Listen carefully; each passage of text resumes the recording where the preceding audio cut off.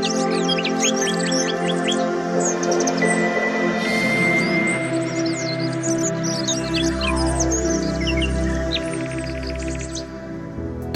দর্শক ও শ্রোতা, সবাইকে স্বাগত জানাচ্ছি কৃষি বৈচিত্র্য চ্যানেলে। আজকে আমরা এসেছি কুমিল্লা জেলার তিতাস উপজেলার কৃষি অফিসারের কার্যালয়ে।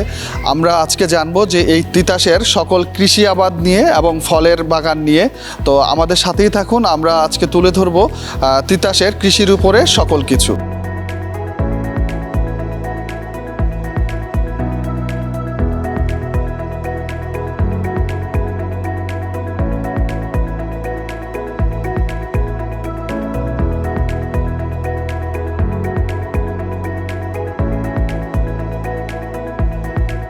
জি স্যার, আসসালামু আলাইকুম। ওয়ালাইকুম আসসালাম, কেমন আছেন? আছি আলহামদুলিল্লাহ, আপনি কেমন আছেন? হ্যাঁ, ভালো আছি। স্যার, তিতাস উপজেলার কৃষি অফিসার হিসাবে আপনি দায়িত্বরত আছেন। আমাদের এই তিতাসের সার্বঙ্গিক কৃষি নিয়ে আজকে আপনার কাছে আমরা কিছু জানতে চাইবো। প্রথমে আমি জানতে চাচ্ছি যে আমাদের এই তিতাস উপজেলায় আসলে কি কি চাষে উল্লেখযোগ্য আপনি পেয়েছেন যে এই চাষগুলো বেশি হচ্ছে এবং বাণিজ্যিকভাবে কৃষকরা লাভবান? আসসালামু আলাইকুম, ধন্যবাদ আপনাকে। আমাদের তিতাস একটি কৃষিতে বৈচিত্র্যপূর্ণ একটি উপজেলা। আমাদের তিতাস উপজেলায় মোট জমির পরিমাণ হচ্ছে আমাদের ৮,৭৮০ হেক্টর জমি, মোট জমি অর্থাৎ নিট ফসলি জমি। আমাদের আয়তন হচ্ছে ১০৭ বর্গ কিলোমিটার, অর্থাৎ আমরা যদি বলি হেক্টরে ১০,৭১৯ হেক্টর জমি আছে আমাদের। এর মধ্যে মোটামুটি ৭,৫০০ হেক্টর জমি হচ্ছে আমাদের আবাদযোগ্য, আবাদ হয় এখানে। এর মধ্যে আমাদের মূল সিজন হচ্ছে রবি সিজন, এবং রবি সিজনে আমাদের মূল ফসল হচ্ছে ধান। আমাদের চলতি মৌসুমে ৬,৭৩৫ হেক্টর জমিতে আমরা বোরো ধানের আবাদ হয়েছে, এবং প্রায় ১,৭০০ হেক্টর জমিতে ভুট্টার চাষ হয়েছে। এই দুটি হচ্ছে আমাদের মূল ফসল। এছাড়াও আমাদের এখানে প্রায় ৪০০ হেক্টর জমিতে সরিষার চাষ হয়েছে। আমরা এখানে প্রায় ৪৫০ হেক্টর জমিতে কৃষকরা সবজি আবাদ করে। এছাড়া তিল হয়, প্রায় ১৫০ হেক্টর জমিতে তিল হয়। এগুলো হচ্ছে কৃষকের আমাদের তিতাসের মূল ফসল, এগুলো যদি বলতে চাই আমরা।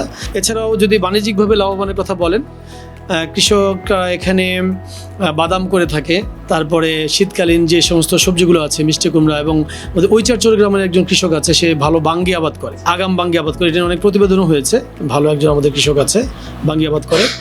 আমাদের মাঠের যারা উপসহকারী আছে তারা অত্যন্ত পরিশ্রমী, এবং তারা সবাই আমি আসার পর থেকে উদ্বুদ্ধ করছি যে আমাদের খড়পশুর কৃষিকে বাদ দিয়ে যাতে আমরা বাণিজ্যিক কৃষিতে যেতে পারি।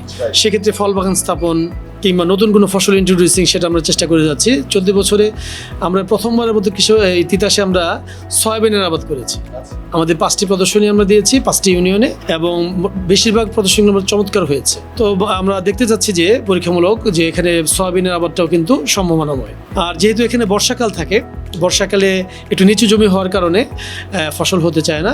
সেক্ষেত্রে আমরা ভাসমান সবজি চাষের জন্য কৃষকদেরকে প্রশিক্ষিত করছি, এবং ছোট আকারে তাদেরকে করে দেখানোর চেষ্টা করছি। তো এবার হয়তো আমরা ইমপ্লিমেন্ট করবো। না, হবে। এটা হচ্ছে আমাদের ইতিমধ্যেই প্ল্যানিং করে রেখেছি। আমরা প্রত্যেকটা ইউনিয়নে অন্তত ছোট একটা করে মডেল হলো আমরা করার চেষ্টা করবো এই বর্ষাতে। এটা কি স্যার পুকুর এবং জলাশয় সব জায়গায়? হ্যাঁ, তবে এখানে ঢেউ নেই, পানি জমে থাকে এমন জায়গায়। এখানে আসলে এটা টেকনোলজি যেটা কৃষকরা আমরা শেখাতে চাই, তবে একটু ব্যয়বহুল। শুরুতে হয়তো বা কৃষকরা যদি কষ্ট করে, তার জন্য ইকোনমিক্যালি হয়তো বা প্রফিটেবল হবে না, কিন্তু তার সবজি খাওয়ার ব্যাপারটা নিশ্চিত হবে আর কি।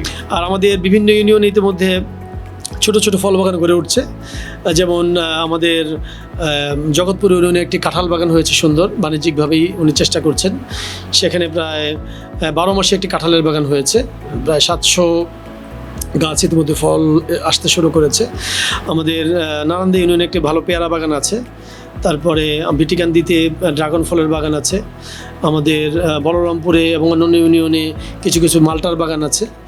এছাড়া বিটিকান্দিতে আমাদের আপনার আমের বাগান, তারপরে হলো বড়ইয়ের বাগান আছে।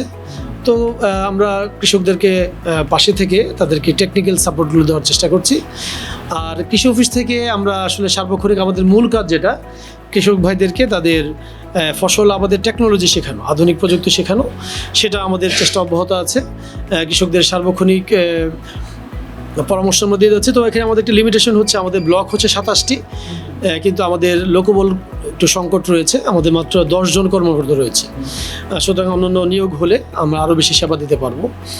এছাড়া কৃষকদেরকে আধুনিক প্রযুক্তি শেখানো, বাণিজ্যিক কৃষিতে আস্তে আস্তে ডাইভার্ট করা, এইসব বিষয়ে আমরা চেষ্টা করে যাচ্ছি। যেহেতু স্যার আধুনিক কৃষিতে আমরা প্রসঙ্গে এসেছি, যেমন আধুনিক কৃষির মধ্যে প্রথমত যে কিন্তু একটা হচ্ছে মানে মালচিং ফিল্ম, যেটা আধুনিক কৃষিতে মানে কৃষককে অনেক বেনিফিটেড করে। এই ক্ষেত্রে আবার কীটনাশক, বীজ, এগুলো কি কৃষকরা কোনো অনুদান পায় সরকারিভাবে? আপনি জেনে খুশি হবেন যে আমরা উদ্বুদ্ধকরণের মাধ্যমে এবং আমাদের অফিসের সহায়তায় আমাদের প্রায় সকল ইউনিয়নেই মালচিং কিন্তু দারুণ জনপ্রিয় হয়েছে। বিশেষ করে আমাদের করিকান্দি ইউনিয়নে, এখানে যে মাঠটাতে আপনার যে কানাই গোবিন্দপুর না, নলচর নামে আমাদের একটা এলাকা আছে, এখানে প্রায় সবাই টমেটো যে আবাদ করে সবাই মালচিং পদ্ধতিতে করে। আর কৃষি অফিস থেকে আপনারা জানেন আমরা প্রণোদনা কর্মসূচির মাধ্যমে কিন্তু আমরা বিনামূল্যে কৃষকদের বীজ এবং সার দিয়ে থাকি। এই চলতি মৌসুমে কিন্তু ইতিমধ্যে আমরা প্রায় 150 কৃষককে তিলের বীজ এবং সার দিয়েছি আমাদের সম্মানিত এমপি মহোদয়ের উপস্থিতিতে। ওনার মাধ্যমে আমরা 1000 জন কৃষককে কিন্তু আমরা আউশের বীজ এবং সার বিনামূল্যে প্রদান করেছি। এই চেষ্টাগুলো অব্যাহত থাকবে। এগুলো সাধারণত রবি মৌসুম এবং যখনই বরাদ্দ আসে আমরা সেগুলো দিয়ে থাকি। বরাদ্দটা পাওয়ার জন্য কৃষককে কি অ্যাপ্লাই করতে হবে? এটা হলো অ্যাপ্লাই বলতে আমাদের এটা একটু হলো যে অঞ্চলে যে ফসল হয় সেটা আমাদের মাঠের যারা অফিসাররা আছে তারা সে অনুযায়ী, আমাদের একটা উপজেলায় কমিটি আছে, আমরা সিদ্ধান্ত নিই যে কোন ইউনিয়নে কোনটা হয়, সে অনুযায়ী আমরা বিভাজন করি। তারপরে মাঠ পর্যায়ে থেকে এটা প্রকৃত চাষিদের তালিকায় আসে থাকে। স্যার, যেহেতু আপনি তিতাসে আছেন, তিতাসের ভবিষ্যৎ নিয়ে আপনি কি ভাবছেন? এই কৃষকদের নিয়ে কি ভাবছেন? বা কৃষিকে আধুনিক করার জন্য আপনার আর কি কি পরিকল্পনা আছে? ধন্যবাদ। আসলে কৃষি তো একটি নিত্য পরিবর্তনশীল একটা বিষয়। প্রযুক্তি বলতে একটা পরিবর্তনশীল বিষয়। তো কৃষিও দিন দিন আধুনিকায়ন হচ্ছে এবং আমরা এর সাথে কিন্তু আস্তে আস্তে কৃষকদেরকে অভ্যস্ত করার চেষ্টা করছি। সেক্ষেত্রে আমাদের ভবিষ্যৎ পরিকল্পনা এটাই যে কৃষকরা যাতে আধুনিক জাত যাতে তারা ব্যবহার করতে পারে, সেই জন্য আমাদের সর্বশেষ যে প্রযুক্তিগুলো আছে এগুলো আমরা প্রশিক্ষণের মাধ্যমে এবং মাঠ পর্যায়ে কৃষকদের পরামর্শ প্রদানের মাধ্যমে আমরা বিস্তার করার চেষ্টা করছি। এবং যেই ফসলগুলো অর্থকরী সেগুলো যাতে কৃষকরা বেশি থেকে বেশি আবাদ করে, এজন্য আমরা উদ্বুদ্ধ করে যাচ্ছি। আরেকটা বিষয় স্যার, যেহেতু কৃষি আর কৃষক বলতেই আমরা আগে বুঝতাম যে অশিক্ষিত বা অর্ধশিক্ষিত, মানে একেবারে গ্রামের সুবিধা বঞ্চিত মানুষরাই কৃষক হবে। কিন্তু বর্তমান প্রেক্ষাপটে যুগের পরিবর্তনে কিন্তু শিক্ষিত সমাজ, ইয়াং জেনারেশন কৃষিতে এসছে। এই ক্ষেত্রে মানে আপনি একজন অফিসার হিসেবে কি বলবেন, এবং সরকারিভাবে বা রাষ্ট্রীয়ভাবে বা উপজেলা ভিত্তিতে এই উদ্যোক্তাদেরকে কতটুকু অ্যাপ্রিসিয়েট আপনারা করেন? ধন্যবাদ, দারুণ প্রশ্ন, খুবই ভালো একটি প্রসঙ্গ আপনি উপস্থাপন করেছেন। আসলে কৃষি কিন্তু এখন বাণিজ্যিক কৃষি হয়ে যাচ্ছে এবং কৃষিতে আমরা দেখেছি ইকোনমিক্যালি 46% রিটার্ন আসে, যেটা অনেক ব্যবসাতেও আসে না। সেক্ষেত্রে কিন্তু এখন কিন্তু অনেক শিক্ষিত তরুণরা কিন্তু এটা উদ্বুদ্ধ হচ্ছে। এবং সেক্ষেত্রে আমরা যেটা করছি, আমাদের কিছু কিছু ছোটো ছোটো প্রোগ্রাম হয়, ট্রেনিং হয়, যেখানে শুধু আমরা উদ্যোক্তা শ্রেণীকে কিন্তু আমন্ত্রণ জানাই। এবং যারা আপনারা জেনে খুশি হবে, বাংলাদেশ কিন্তু এখন গ্যাপ নিয়ে কাজ করছে, গুড এগ্রিকালচারাল প্র্যাকটিস, যার মধ্যে আমরা বিদেশে কিন্তু এক্সপোর্ট করার জন্য এক্সপোর্টার তৈরি করছি। সেক্ষেত্রে শিক্ষিত তরুণদের জন্য আমাদের সবার জন্য উদাত্ত আহ্বান, তাদের যে কোনো ধরনের বিশেষ করে টেকনিক্যাল পরামর্শ যেগুলো আছে দেওয়ার জন্য আমরা সবসময়ের জন্য প্রস্তুত আছি।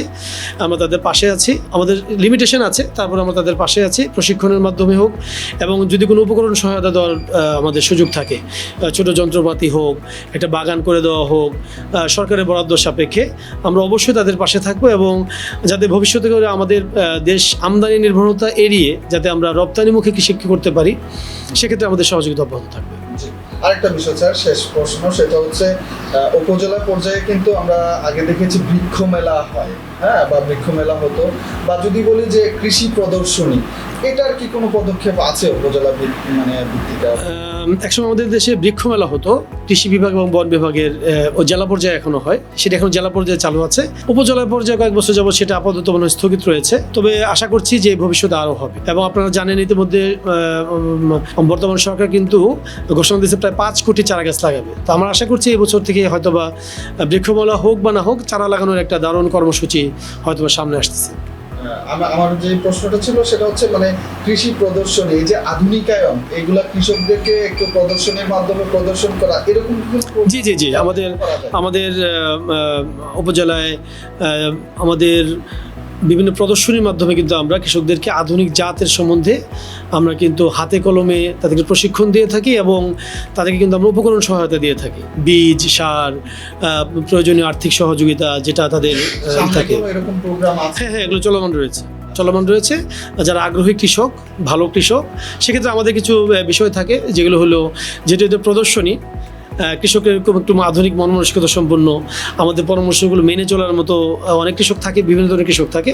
যাদের আগ্রহ আছে, আমাদের মাঠ পর্যায়ে যারা উপসহকারী কর্মকর্তারা আছে, তাদের সাথে যোগাযোগ করলে তারা অবশ্যই সুবিধাগুলো পেতে পারে। জি জি এটা একটি চলমান প্রক্রিয়া। জি। স্যার, যেহেতু আমাদের এই জায়গাটা লোল্যান্ড, তিতাস লোল্যান্ড, তার মধ্যে উঁচু জমিতে যারা যেমন আপনি বলছিলেন যে 12 মাসি কাঁঠাল, পেয়ারা, একটা হচ্ছে বড়ুই বা আরো অন্যান্য যে চাষাবাদ নতুন করে আনার জন্য